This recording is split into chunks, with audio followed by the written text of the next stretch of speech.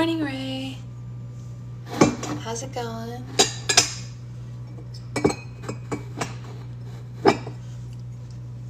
Hey, Anya.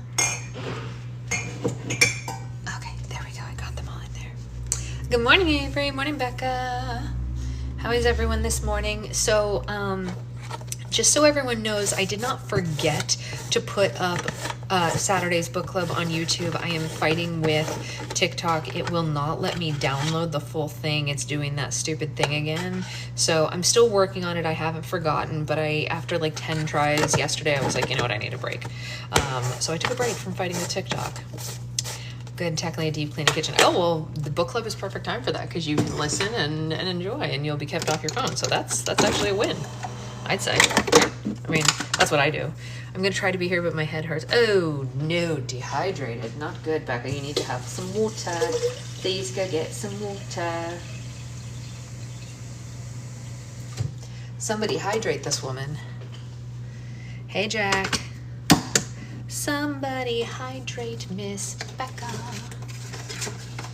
That was my song for Becca's dehydration. How do we all feel about it? Good song? Medium song?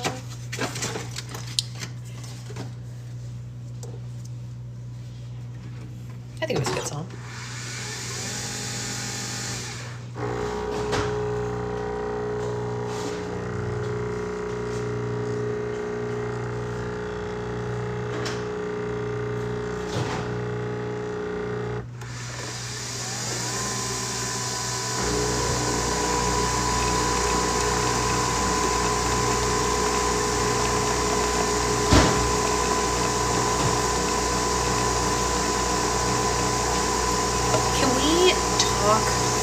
That's true. I'm glad you all love my songs. Can we talk for a second about how, like, oh, stomach bug, oh, that's not a good one. Oh, God, Renee, that sucks. Well, you can listen and relax, but that's literally the worst. Oh, God. This is empty, and it was back in the fridge, and I know who was last to use it, and I'm going to tell you it wasn't me.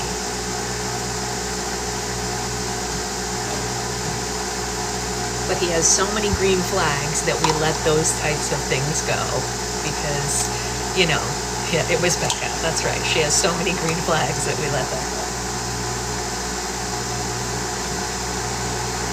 Can we talk for a second about, like, okay, so did you guys all see my post about Corbin Bleu that I made yesterday? I made it because I was feeling passionate about his amazing work and his performance, and after seeing him live, I was just like, man, this guy is so great, right? That's what I did here, you know? That's what I was doing. I think that was pretty clear from the video. Did anyone get a different vibe from my video other than we love Corbin and this is amazing? Did anyone get any other vibes from that video? Because I thought my vibe was entirely Corbin is great. I'm putting stuff together and listening to that, your first chapter snippet repeatedly. I have to do another one of that. So let's just say you're a person out in the internet, right? And you see someone makes a video that is, Corbin is great, this is so great, we're all very happy, we love this person, right? Okay, amazing, yeah? Corbin and another friend that we have, apparently we have a friend in common. I didn't know that Corbin and I had a friend in common. The friend in common that we have comments on that video and is like, oh my gosh, Corbin's such a great guy. And I was like, oh, cool. And then I assume she must have sent him the video because he commented on it after she did. And she is a friend of mine because we worked in the industry together like forever ago, whatever, yada, yada. And he commented on it and he was like, thank you so much for this. This is so lovely, blah, blah, blah. All the comments were great up to this point, right? They're all saying how amazing he is, how much we all love him, which is great. Hey, Amanda, this is what we want, right? I wake up this morning and there are people in the comments talking about how they didn't like his performance of Powerline. And I'm like, first of all, friends, this was a positivity post. And second of all, he's in the comments. Are you guys just rude?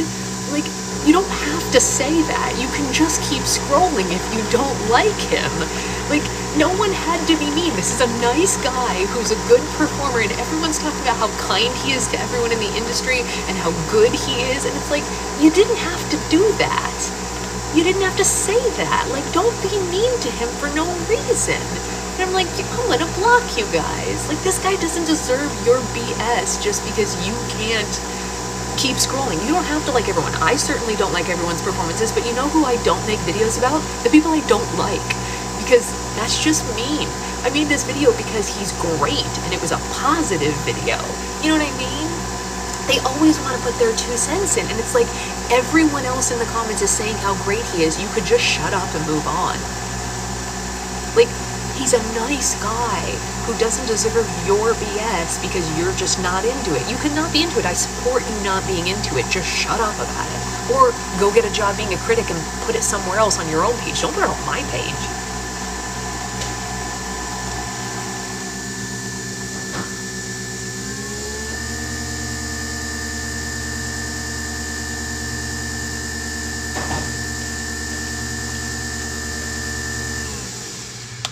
It's totally true. And he's not even really a celebrity, you guys. I mean, like, he hasn't really had that level of fame that like, yeah, he was in High School Musical, but that was kind of it. He just does Broadway. You get, like, you know what I mean? He's a tap dancer who likes to dance. I mean, leave the poor guy alone.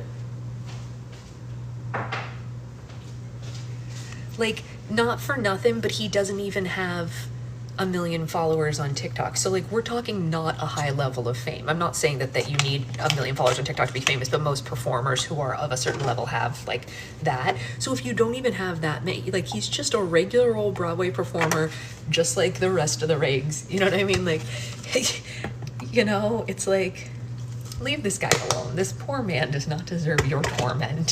He didn't do anything wrong. They just want to make people miserable with them. I agree. Yeah, he was, yeah.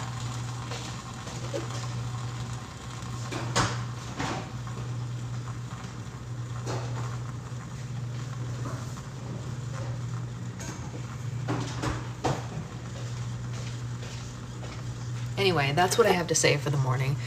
My modular couch is in pieces. 4 pieces are together and then 2 are together. I'm on the 2 pieces. So this has to be going somewhere. They probably want to justify their opinion by being, I'm a pseudo-Broadway star, so I know. Yeah, with 2 of my kids with me on that part, 0 people on the other, because they want to touch you.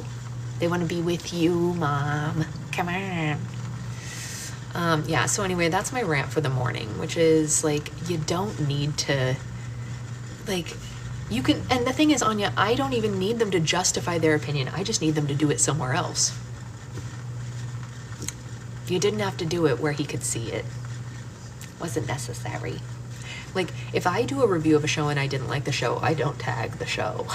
Like, don't do that. No. No. You know, if you love the show, tag the show. If you hate the show, leave it alone.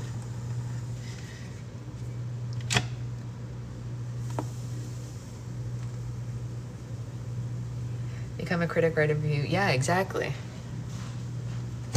I am fully in support of, you know, critiquing art. I think you guys know that, because I think we have to move the art form forward. I just don't think we have to hurt people's feelings. They get taught if you don't have anything nice to say. Yeah, they didn't get taught that, Sloth. No, they missed that clearly. Clearly they missed that lesson. That wasn't a post to be negative either. Why make it one? Exactly. It was like 100% positivity post. It was like, hey, here are all the things I've seen him in, and he was great in all of them. Thank you.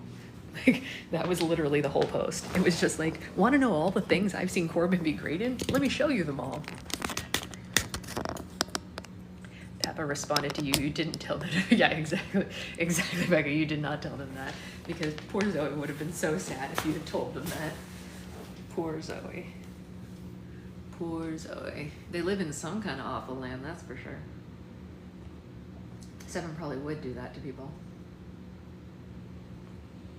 Okay, that tastes real good. I've never been to a show, but I want to go. Oh, Jack, you should. You 100% should.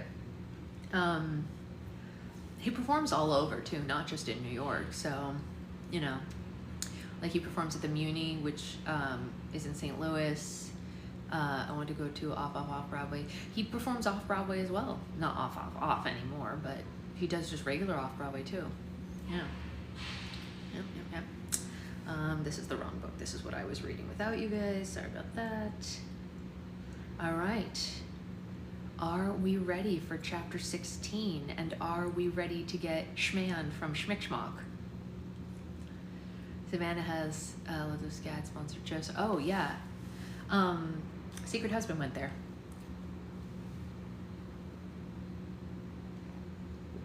I was reading without you. It's true. It's true. All right. No, we're on chapter 3. Did I say 16? We're just on chapter 3. I don't know why I said 16. If I said 16, I apologize. That would be awesome, Jack. To study what? Do they know yet? What thing? The landmark. Oh. She was really reading without us. No, I wasn't. It's chapter 3. Look, see? Chapter 3. Did I show you guys the back of my Kindle? Look how cute it is. It's got all sorts of cute stuff. Art of some kind of listen drawing is good. Oh, well, there you go. See? Cute stuff. Cute stuff. All right. Chapter 3 is called What the Psychic Said. The Peter sticker came from Shira. Yes, I will make sure that happens for you, Becca. Okay. This is called What the Psychic Said. Sam Gibson hated garlic with a fiery passion. At 4 o'clock, Monday through Saturday, the restaurant below her mother's apartment, Garlicaholics, fired up its stove and sent a strong aroma through the floorboards of Sam's bedroom. Renee, you're about to get one in the mail. No, she sells them, Naisa. Can send you one of my stickers? Hating garlic is a red flag. Yes, if you're Italian, it's in your blood. But I think she only hates it because her mom runs a restaurant called Garlicaholics, which maybe would also make us hate it, but generally speaking, I don't hate garlic. The odor clung to her clothes and was impossible to mask with perfume or cologne, so she carried it with her wherever she went, like a smelly scarlet letter. The only thing in Sam's arsenal to combat the zesty fumes was a collection of candles that rivaled the altar of a Catholic church. She had every seasonal and exotic fragrance imaginable laid out on her windowsill and lit them all to battle garlicaholics. Sometimes the combination of so many scents gave Sam a headache, but it was better than smelling the restaurant's 60-clove chicken pasta specialty, which people ordered in droves every night, despite all the one-star ratings that Sam herself posted on Yelp. That's funny. That's funny. She's posting one-star reviews about her mom's dishes to make people not buy them, and it's not working. I like it. It's funny. I don't think I got fear. I'm scared of putty. But that's the anti. You're not supposed to be scared of putty. That's why fear is putty. The layered smell also acted as a repellent for Sam's nosy mother, keeping her away from Sam's room and out of her things, a happy byproduct. Deep down, Sam was grateful for her intrusive mother and the garlic restaurant below them. Being smoked out of her own bedroom and preyed upon like a three-legged field mouse was a perfect motivation to get the hell out of Downers Grove. As sad as Sam was about separating from her friends, she was counting down the days until she moved to Providence and attended the Rhode Island School of Design. Sam was extremely gifted as an artist for 2 reasons. She was talented and she was poor. She learned early in life that if she wanted nice things, she would have to get creative and make them herself, and Sam was planning to make a career out of that skill. Of all the credentials in her application, the Rhode Island School of Design Admissions Board had been most impressed with Sam's portfolio of do-it-yourself furniture in her bedroom and the description of how she created it. Dumpster diving decor is how I would describe the unique style of mine, Sam wrote. The platform and headboard of my twin mattress are made from a stack of wooden crates that I found on the side of the road. Above my bed, the suspended bookshelves were shopping baskets that I found in an alley, painted red and nailed to the wall. My lounge chairs used to be half of a huge tire that I rolled home from a junkyard. I lined the inside with red cushions and used the hubcap as a coffee table between them. My bedroom didn't have a closet, so I made a wardrobe out of an old fridge from the restaurant below my apartment. I painted the appliance turquoise and stuck the handles of an old mop and a broom through it to hang my clothes. That's pretty smart, actually. I gotta give her some props for that. That's some good ingenuity there.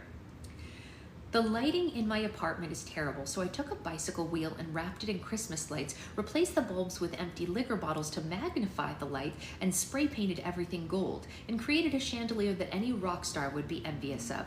I made a stand for my record player and a vinyl collection out of a stack of 1950s suitcases from my late grandfather's attic. I covered the wall with record covers, and now the Rolling Stones, the Smiths, the Knack, Gang of Four,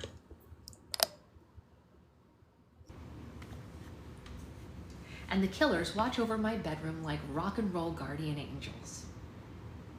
My mother made the mistake of giving me her old vanity set. She expected me to keep it in pristine condition, but I painted it black and beat it with a chain. That part was just for fun.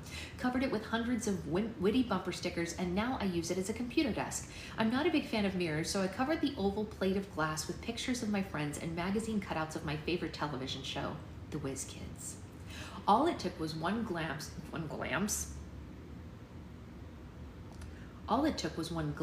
of Sam's portfolio, and anyone could tell that she had a gift. The portfolio also made it obvious that Sam was in desperate need of financial aid to attend RISD, so she passed it along to every scholarship program she applied to as well.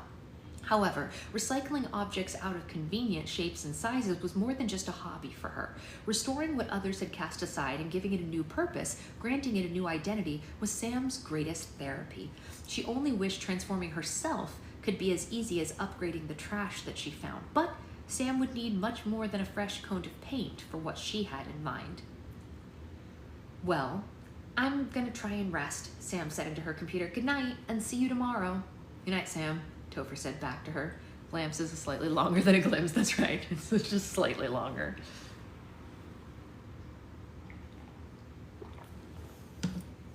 Just as Sam logged off her computer, her mother, Candy Ray Gibson, oh boy, that's a name, walked into her bedroom without knocking. She had a bulging shopping bag in one hand and a vodka gimlet in the other. If there were a statue erected in Candy's honor, it would need these items to look authentic. Good Lord, Samantha, Candy said and winced at the smell of the candles. Do you really need all of these going at once? It's like a seance on here, but I can't tell if you're summoning the dead or if you're scaring off the living. Mom, you're violating my privacy when you don't knock, Sam said. Oh, please, Candy said and rolled her eyes. I wish there was something going on in the room that warranted privacy. The day I catch you watching Schmor Schnuff Schmishme or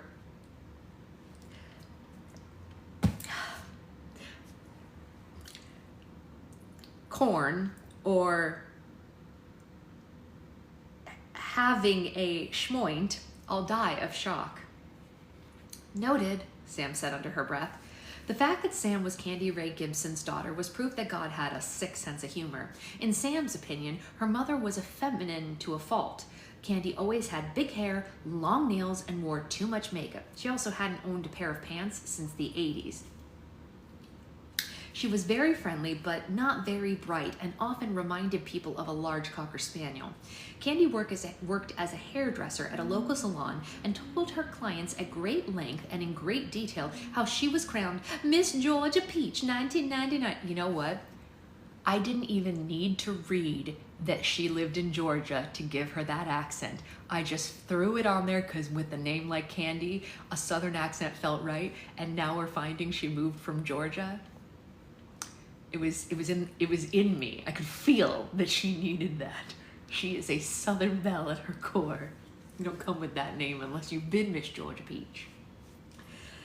At just 18 years old, and not that any of them asked, coincidentally, she'd also been pregnant with Sam at the time, which made her cry on demand better than any of her competitors. The open floodgates following the words world peace in question were what secured her the crown.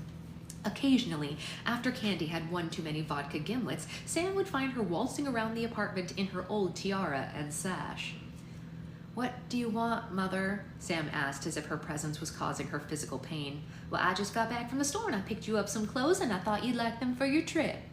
Candy emptied the shopping bag on Sam's bed. To her daughter's horror, it was a pile of tank tops, miniskirts, lacy bras, and neon panties. There were clothes for a barbecue at Barbie and Ken's, not for a cross-country road trip with her friends.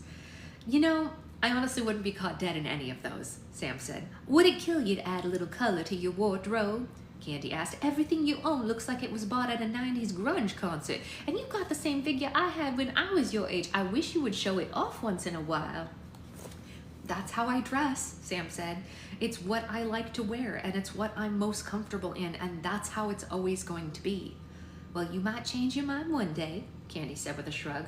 The hopeful hairdresser looked from one side to the other as if she knew something that Sam didn't. Mom, you're doing that thing with your eyes again, Sam said. If you have something to say, please just spit it out. You want to know the truth? Fine, here it is, Candy said. I stopped by the psychic on 4th Street after work today, and she told me a bunch of really interesting things. Apparently, I was royalty in a past life. I'm going to make a good investment soon. Grandpa did say hello and yada, yada, yada. But the most interesting stuff she had to say was about you. The psychic told you that I needed new clothes? No, she told me that there's a boy in your life and you aren't telling me about him. Sam's eyes bulged so large that they almost rolled out of her head. What? She said. I told her that couldn't possibly be true because I would have known if you were dating someone, Candy went on.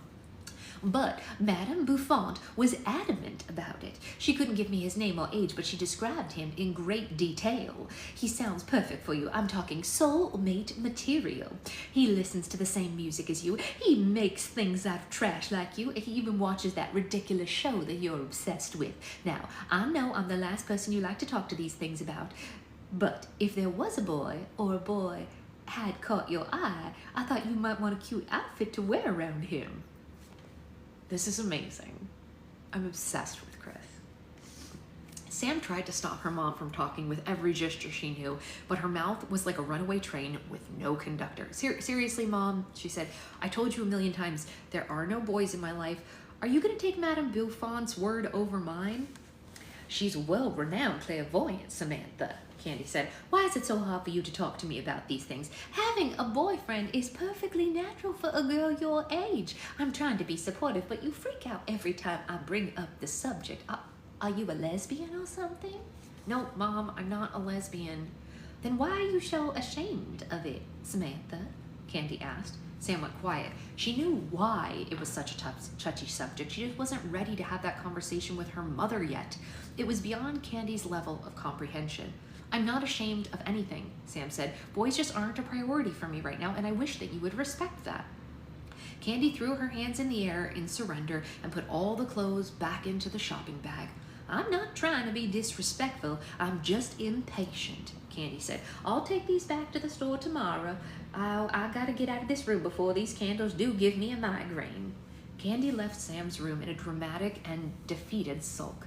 The psychic had been so accurate about everything else. How could she have been so wrong about this? However, if Candy could read her daughter as well as Sam could read her mother, she would know full well that her daughter wasn't being completely truthful. The psychic was right. There was a boy Sam had been hiding from her mother, but it wasn't a boyfriend like Candy had so desperately hoped. The boy in her daughter's life was her daughter. Oh, snap! I did not see that coming. Cool twist.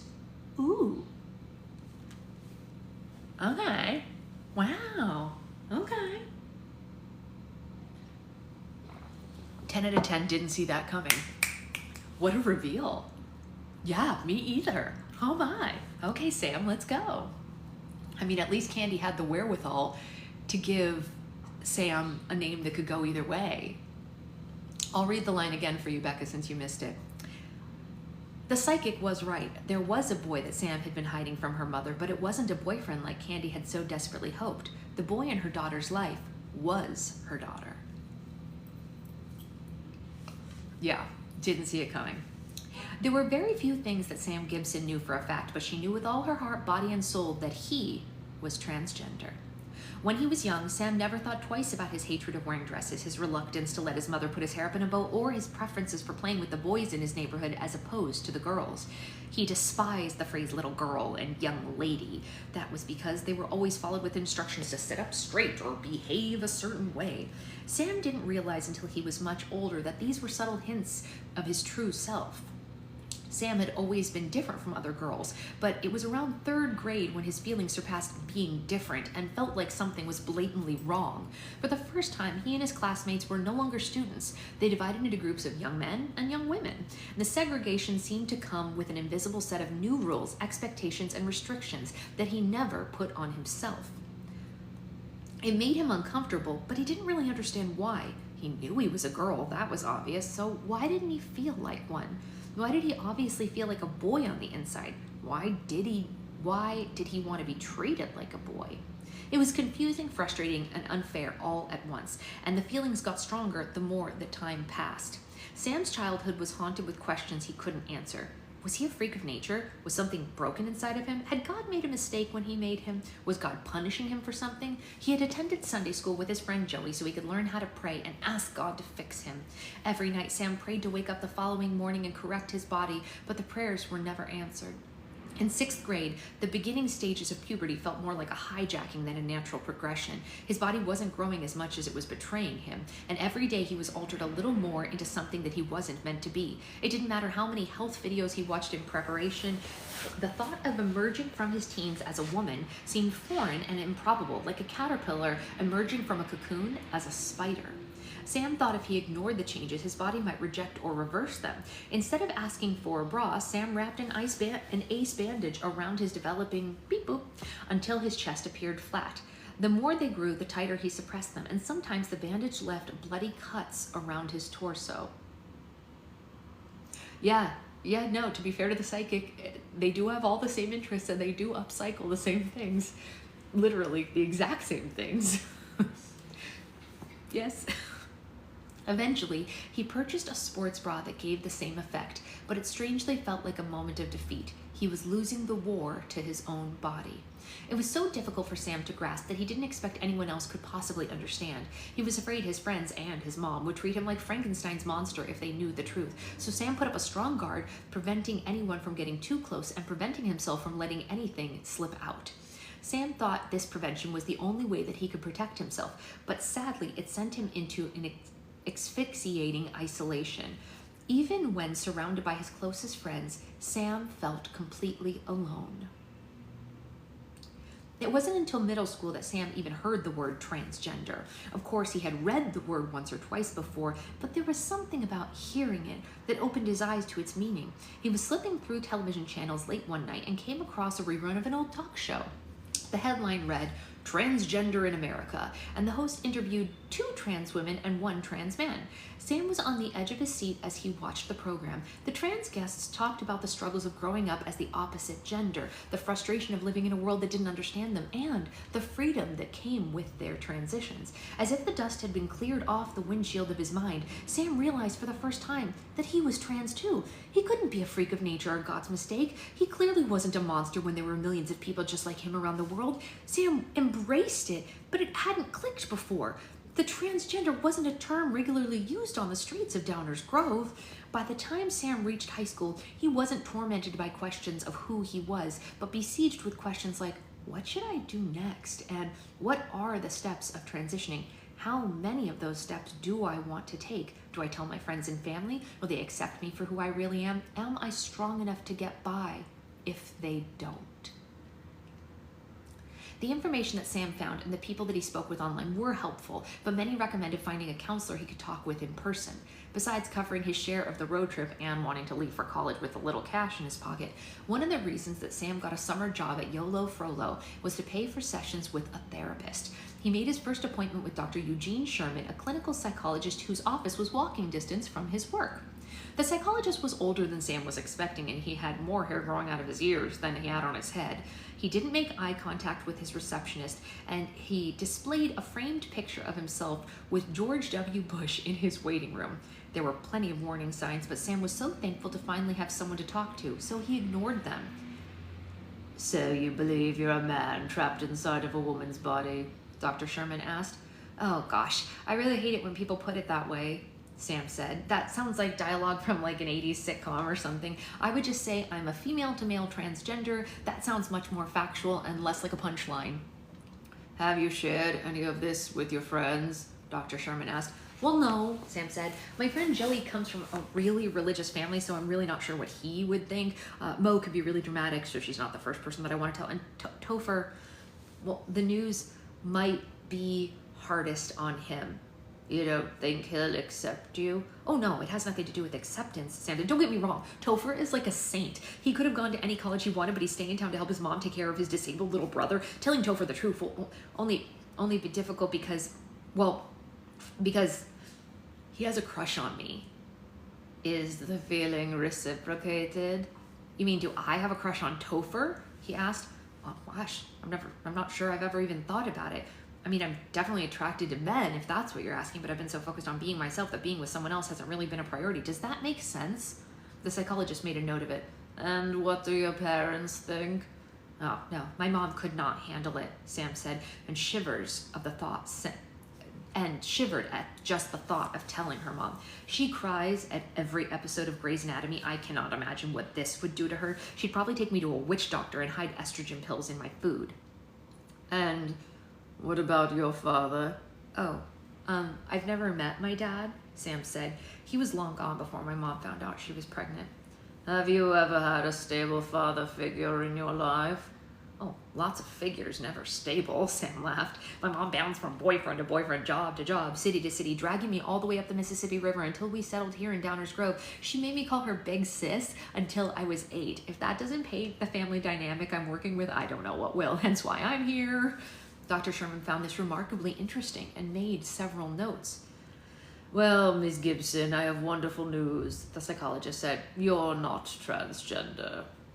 After spending almost an hour sharing his deepest secrets, this was the last thing that Sam expected to hear. Excuse me? He asked.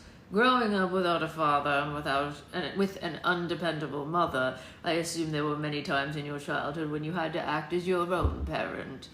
Dr. Sherman said very confidently. You had no choice but to assume the role of caretaker, not only for yourself, but at times for your mother as well. In the absence of a male presence, you had to be the man of the house, so to speak. Therefore, it's perfectly understandable why you desire to identify as a male. Sam felt like he had driven his car into a body shop for repairs, and the mechanic was calling it a horse. I'm sorry. I don't think that's accurate, he said. I'm transgender because I identify with a schmex that differs from my body. It has nothing to do with not having a father figure in my life. Yes, I do understand that you believe you're transgender, but it is my professional opinion that you are suffering from identity confusion. No, I'm not confused about anything, Sam said. This has been something I've been struggling with and kept hidden since I was a child. I don't think you understand how hard it was to come here and even tell someone about this. I came here for advice on what to do next and how to tell my loved ones not to be treated like I'm crazy. Dr. Sherman took off his glasses and set his notes aside.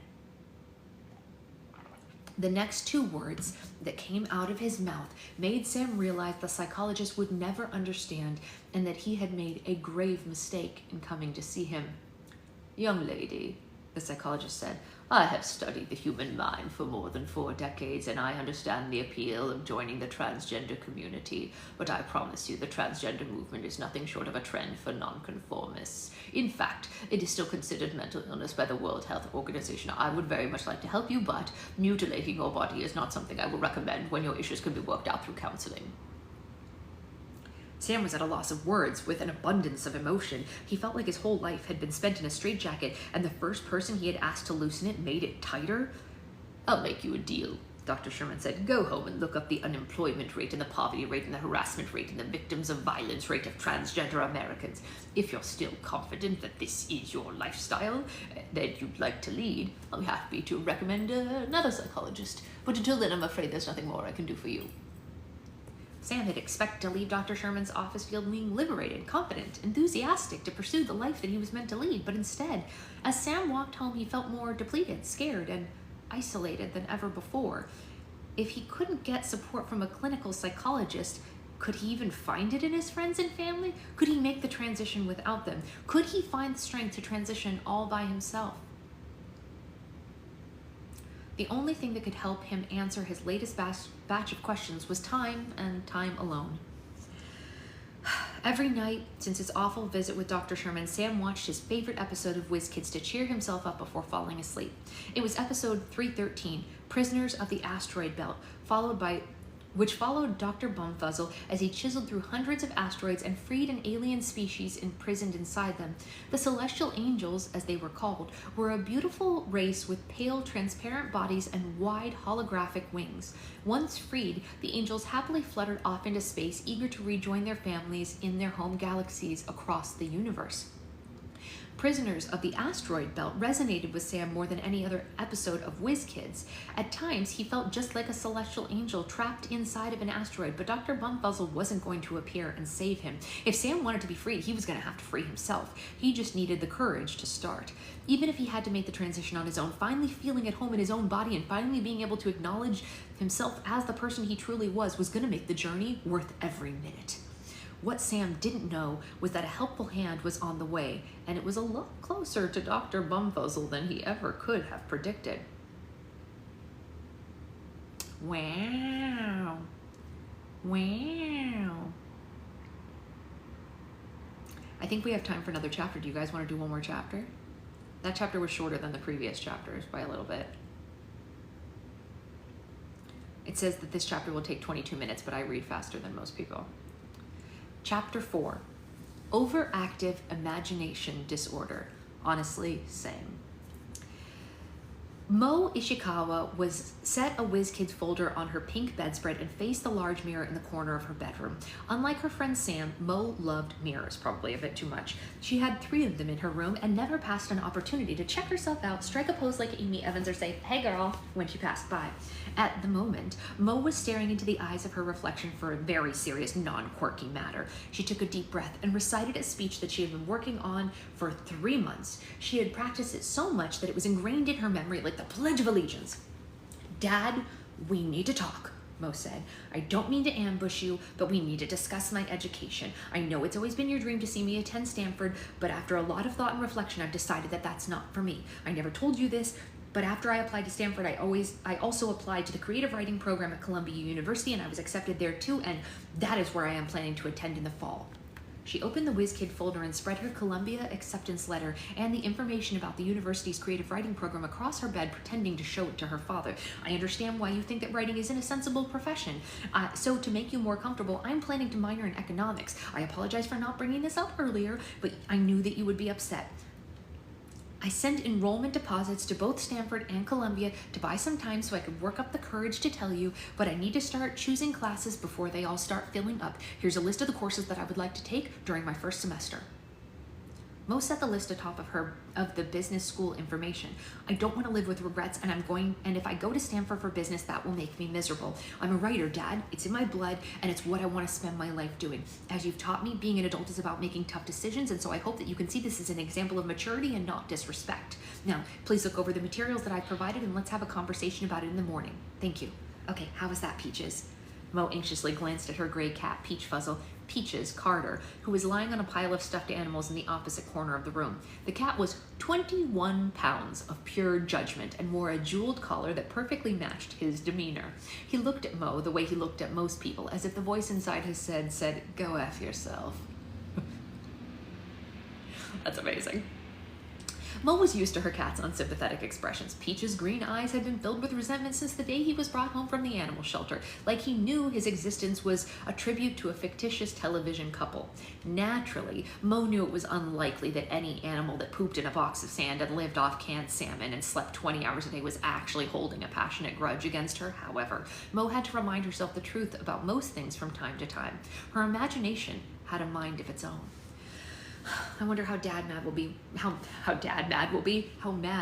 be when he finds out," Mo pondered as she paced through. "I mean, technically, he can't force me to go for Stanford, but then again, my college fund is technically his money. What if he keeps it from me? What if I have to pay for Columbia's education with student loans? What if I never get paid to write after graduation? How will I ever get out of debt? I'm gonna have to sell my organs on the black market." Mo had suffered from OID, overactive imagination disorder, since childhood. The condition wasn't officially recognized by the United States Department of Health because Mo had made it up, but the disorder was just as taxing and consuming as any other. "Snap out of it, Mo," she said and slapped herself. "Your father is not going to let you sell your organs to pay for college. You're his only child, and he'll need you to take care of him when he's old. God, if I just had an older sibling, I wouldn't even be dealing with this crap." And then again, if Mo had a brother or sister, she probably wouldn't be an aspiring writer. Growing up as an only child was what sparked her creativity and cursed her with her life of OID. With no one to play with, Mo had invented alternative ways of entertaining herself. For example, when Mo was 2 years old, she took the caps off of absolutely everything in the house and kept them in a Tupperware container under her bed. Her only reason for doing this was to frustrate her father and giggle as she watched him search for them. At 3 years old, Mo developed an obsession with the mirror. The lonely toddler spent hours of every day looking, talking, and making funny faces at herself. The mirror was much more than a sheet of glass that housed her reflection. It was a window into a world where her doppelganger lived. To this day, if Mo passed a mirror without making eye contact or saying, "Hey girl," she felt like she was neglecting an old friend. And when Mo was 4 years old, she named every object in the house so that she would always have someone to talk to. Not only did she bestow identities upon the furniture and appliances, she also gave the old pastimes and preferences political views. She didn't know what the term Republican and Democrat meant, but she told her parents in great detail how the washer wasn't speaking to the dryer because he voted for John Kerry in the 2004 presidential election. Mo's mother thought her daughter was funny and inventive, so she encouraged her personification. Unfortunately, Mrs. Ishikawa's supportive parenting backfired on her and her husband. Having names also meant every object in the house also had a soul, so when it came time to replace or recycle something, Mo acted as if her parents were committing schmur. When the Ishikawas threw out Bruce, the old wobbly bar stool, Mo cried for a week. She was never the same after she saw Anthony, the broken television, get kidnapped by 2 garbage men. Mo ran after the truck for 6 blocks, memorized the license plate, and called 911 when she got home. The call resulted in a very awkward conversation between her father and 2 police officers who showed up at their door. Her mother had no choice but to tell her that Meredith, the dented lampshade, ran away to join the circus. Mo received postcards. Oh, great. Because I said the words Democrat and Republican, now there's a tag at the bottom that says learn more about the election. Guys, we're not talking about the election. We're just reading a fiction. It's a fiction. Fake. Mo received postcards from Meredith until she was 5 years old, telling her all about her adventures on the road. Thankfully, Mo never noticed how similar Meredith's handwriting was to her mother's. Mo's personality assignments continued into the backyard as well. Every tree, plant, and rock had a complex backstory, and she was eager to create them and share them with her mother. "I had no idea that maple trees lived in Switzerland before they moved to our backyard," Mrs. Ishikawa said. "What made this tree decide to move to the United States?" "Oh, because he was in love with the cedar tree and they wanted to get married and start a family," Mo said. "Oh, that's the same reason that Daddy and I moved here from Japan," Mrs. Ishikawa said. "What about that boulder? What does he or she do, and why do they live with us?" "That only looks like a boulder, Mommy," Mo explained. "It used to be a shooting star and it flew across the galaxy for millions of years before it crashed here." "That's incredible, sweetheart," Mrs. Ishikawa said. "I love your stories so much. Could you do Mommy a favor? I have to go to some meeting soon, just grown-up stuff, nothing exciting, and I would love if you wrote your stories down so I could take them with me. They would give me something to smile about." "Oh, I'd love to, Mommy." Mo was beyond excited to have a project and took the task very seriously. Using the few words she knew, Mo wrote elaborate stories about the bugs in the garden, the birds that lived in the trees, and the stars in the night sky. Sometimes the plot became very complex as she unraveled them, so Mo would make visuals with crayons and markers so that her mother wouldn't get confused. "These stories are wonderful, Mo Bear," Mrs. Ishikawa said. "They're exactly what I need. Listen, I've got even more meetings coming up soon. Do you think that you could write more stories for me? They're the highlight of my day." "You bet I can." Every day that Mrs. Ishikawa had a meeting, Mo handed her a new story as she walked out the door. Her father always drove her mother to her meetings, leaving Mo in the car of her Aunt Coco, and by the time they returned, Mo would already have a new story for her mother to take to the next meeting. Soon, the meetings became very frequent, and Mo found it challenging to keep up with the quota that she set for herself. "I'm so sorry, Mommy," Mo said. "I didn't finish my story about the neighbor's dog for you." "That's all right, sweetheart," her mother said. "Mommy's feeling a little tired. I probably won't do much reading today anyway." "Why don't you finish it, and I'll read it at my next meeting." Mo was so devoted to supplying her mother with stories that she hadn't noticed that Mrs. Ishikawa's energy level had lowered significantly since she started having those meetings. Mommy, why are you so tired all the time? Mo asked her one day. Do your meetings make you sleepy? Why, yes, they do, Mrs. Ishikawa said. Adult stuff is important, but it can also be very boring. It just makes me sleepy thinking about it. But don't worry, Mo Bear. Mommy will be her usual self once her meetings end. Her mother's energy level wasn't the only thing changing. Mo also noticed that Mrs. Ishikawa was much frailer and paler than she used to be. The more meetings she went to, the smaller and weaker she became. Mommy, why are you so skinny?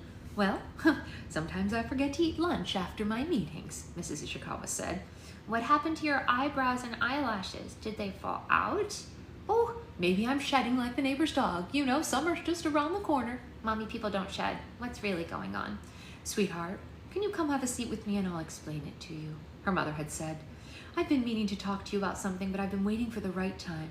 You see, the meetings I've been going to every day are at the hospital with doctors. Mommy, why are you going to the hospital? Well, because, Mrs. Ishikawa said with some difficulty, well, because the doctors think Mommy might have superpowers. They've been running tests to find out if I do. Superpowers? Mo laughed. You're teasing me. How else would you explain all my changes? Her mother said playfully.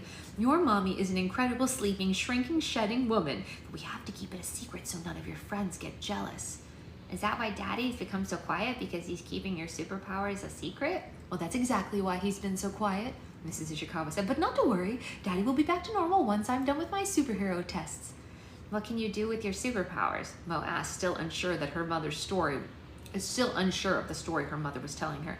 Well, that's what the doctors are trying to figure out. It's taking them a long time because they don't really have very much imagination. Boy, I wish I knew someone who could help out with that. Mo lit up with bright eyes and her smile grew big. But Mommy, I've got a great imagination, she said. If I wrote stories about the incredible sleepy, shrinking, shredding woman, maybe it would help the doctors out. Oh, Mo Bear, that's the best idea I've ever heard, Mrs. Ishikawa said. I'll start another round of meetings soon. This time, I'm staying at the hospital for a couple of nights to do more superpower tests. How about you write some stories for me and we can read them together when I get home? Oh, you got it, Mo said. While her mother was away at the hospital, Mo religiously worked on her stories about the incredible sleeping, shrinking, and shredding woman. Shedding, not shredding, sorry. She wrote about how her mother used her superpowers to sleep through the loudest noises on the planet, how she shrunk to the size of a mouse to retrieve things that fell under couches and behind dressers, and how she would shed her hair into food to give free meals at restaurants. Mo couldn't wait to share her new stories with her mother, knowing that they would make her laugh harder than the other ones had. Her Aunt Coco didn't appreciate her creativity the way that Mrs. Ishikawa did, so Mo was very eager for parents to come back. Almost after a week, her dad finally returned, but Mrs. Ishikawa wasn't with him. Daddy, is Mommy done with her superhero test? No, Mr. Ishikawa said. No more tests. Mr. Ishikawa had trouble looking at his daughter in the eye, and Mo was worried that he was mad at her for something. Well, when is Mommy coming home? Mo asked. Mommy isn't coming home, he said. Why not? Where is she? Mr. Ishikawa paused like he always did when he was mentally translating his words into English. However, this time he knew exactly what to say. He just didn't want to say it. Mommy is gone. Gone? But where did she go? I have to give her my new stories. Mo tried to hand her father the stack of stories, but he wouldn't take them from her. No more stories, Moriko, he said. Mommy died. In time, Mo learned that her mother had been battling cancer for over 2 years before she died. And then during a simple procedure at the hospital, Mrs. Ishikawa went into kidney failure and was too ill to recover. She had never thought her and Mo's conversation about the incredible sleepy, shrinking, and shedding woman would be their last. However, none of this was explained to Mo by her father. After his wife passed away, Mr. Ishikawa never spoke of her again and barely spoke at all.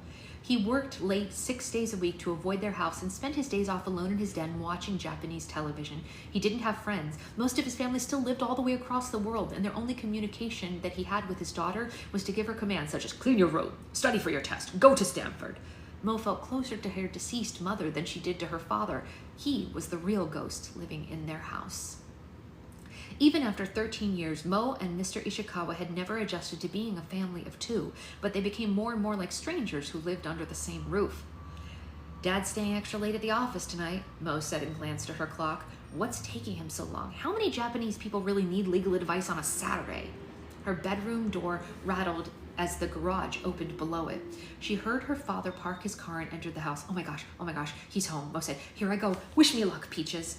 The cat gave her a look that said, go jump off a bridge, instead, and Mo neatly organized the information about Columbia University into the order that she planned to disclose it. She walked down the stairs and found her father in the dining room. He was eating a bowl of soup and reading Japanese newspaper. Hi, Dad. How was work? She asked. Mr. Ishikawa never looked up from his newspaper. Fine, he mumbled. Are you all packed up for your trip tomorrow? Almost, Mo said and cleared her throat to begin her prepared speech. Dad, we need to talk, and I don't mean to ambush you, but we need to discuss my education. Ambush? Mr. Ishikawa asked. What is an ambush? She hadn't planned on any interruptions, but she wasn't surprised. Most of Mr. Ishikawa's English died with his wife, consequently turning his daughter into a tutor slash interpreter extraordinaire. An ambush is like a surprise, Mo explained. Surprise? He asked. You're going to surprise me? No, there is no surprise, Dad. I just need to have a conversation with you, and I didn't want you to be caught off guard by the subject matter. Is something wrong? Well, that all depends on you, she said and went back to her speech. I know that it's always been your dream to see me go to Stanford. Oh, yes, Mr. Ishikawa said with a big nod. Stanford is a great school. A great school will lead to a great job, and a great job will lead to a very successful life. Right, Mo said, but after a lot of thought and reflection, I've decided that Stanford may not be reflection, Mr. Ishikawa asked. Yes, to reflect on something means to think about a certain situation. Oh, yes, Mr. Ishikawa said. You're a smart girl, and smart girls think quite a bit. That's why you were accepted to Stanford. This was more difficult than Mo thought it was going to be, and she had thought of almost every scenario possible, including war breaking out in the middle of her speech, and she tried to stick to her words that she had prepared, but it was harder and harder to focus the more her father interrupted her. Stanford is what I'm trying to talk to you about, she said. You know how adulthood is about making difficult decisions, and I don't want to live with regrets, and I think that Stanford may not be the right choice for me. You're being too harsh on yourself, Moriko, Mr. Ishikawa said. You studied very hard and earned very good grades. You deserve to go to Stanford just as much as any other student. Don't be afraid. The only thing that Mo was afraid of was not getting her point across, as she started to panic that she wouldn't. Her father had trouble with English, but he was no dummy. Mr. Ishikawa probably knew what his daughter was up to, and it wasn't lost in translation as he appeared. Dad, you're not listening to what I'm saying. So many people applied to Stanford, but only the smartest people were accepted. Yes, I heard you loud and clear. Now, if you could just hear me out, Stanford is a great opportunity for greatness and a great career. Dad, I don't want to go to Stanford. Mo was more surprised by her outburst than her father was. Mr. Ishikawa dropped his spoon into his soup and stared across the table at the empty chairs. There was a dead silence between them until Mo mustered up the courage to place the Whiz Kids folder in front of her father. I've been accepted into the creative writing program at Columbia University in New York, she said. That's the school I want to go to, and that's the school I'm planning to attend, and this is the information about the program and the courses that I'm going to take, and I know it's not what you want from me, but it's my life, and I'm a writer, I'm not a businesswoman. Please support me in this. Mr. Ishikawa opened the folder and flipped through the papers inside, but never looked at anything long enough to read it. He slid the folder back across to Mo and crossed his arms. Columbia is a mistake, Moriko, Mr. Ishikawa said. Stanford is a smart choice. Dad, Columbia is a great school and has a wonderful economics program that I can minor in. Writing isn't a real profession. You need a respectable job to be a real person. You've never even read my writing. Maybe if you looked at it, you would change your mind. Mr. Ishikawa forcefully hit the table with an open hand, causing Mo to jump and his soup to splash on her Columbia acceptance letter. No more discussion, he ordered. You will go to Stanford, and that is final. Dad, please. Mr. Ishikawa silenced his daughter not with another aggressive gesture, but by looking into her eyes for the first time that night. Make your mother proud, he said softly. The aspiring writer had never in her life been at a loss for words, and she suddenly was speechless. Her father hadn't mentioned her mother in 13 years, and now it wasn't to comfort her, but to control her. Go to your room, Mr. Ishikawa said. Get some rest before your trip tomorrow. Mo took the Whiz Kids folder from the table and returned to her room in tears. She shut her bedroom door, picked up Peach Fuzzle from the pile of stuffed animals, and cuddled him on her bed against his will.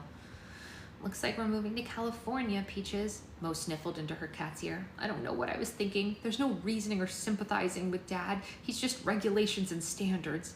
Peach Fuzzle eventually clawed his way out from under her tight embrace. With zero compassion from her father or her feline, Mo went to her computer and found the empathy she so desperately needed the only place she could find it. Her writing. Teardrops fell onto the keyboard as she typed the opening paragraph to the next chapter of her Whiz Kids fan fiction novel. Its tone wasn't as schmishmatic as the previous chapters.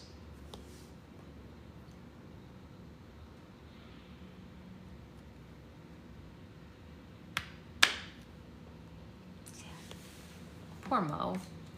Man, these kids are really going through it. Jeez.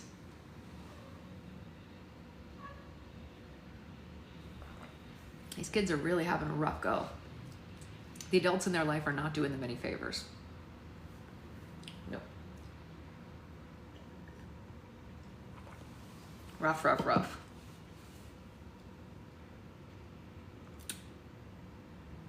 I wonder, so we've learned about 3 of the kids so far. We know Topher's story, we know Sam's story, and now we know Mo's story.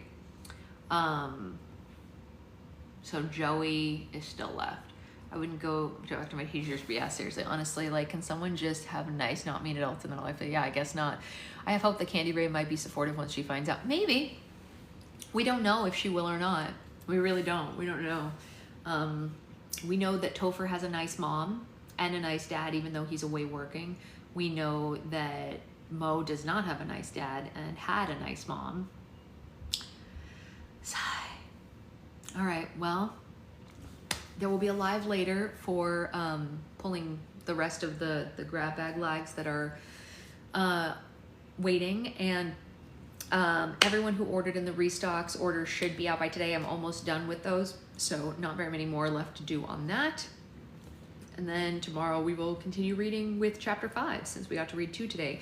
I will again try to download Saturday's video. I already uploaded the first chapter of this. Chapter 2 is struggling, but I will try to get 3 and 4 downloaded as well and get those up today. If you have a second and you're interested in sending a nice message to Corbin to outweigh the mean people saying that they didn't like his performance in that post, go, because he can see it. We know he's seeing it because my friend obviously sent it to him. So let's all be kind, you know, and do nice things for a nice person. And that's it. So I'll see you all later. Oh, wow. Okay, they want me to prove I'm a human right now as we're ending. Okay. All right, TikTok. Still a human. This is still my face. I'm still a person. I'm still moving. I never stop moving in these lives. I loved all the slime from last restock. Me too. It was a really nice one, right, Gigi? I think they all landed pretty well. Yeah, there wasn't any one that I didn't feel really strongly about in this restock. They all felt correct. I don't know, Becca. That's a great question that I'd like to know the answer to. But anyway, I'm gonna get going so I can get finishing on those, packing the rest of the orders. There's not a lot left to do, so they will all go to the post office today.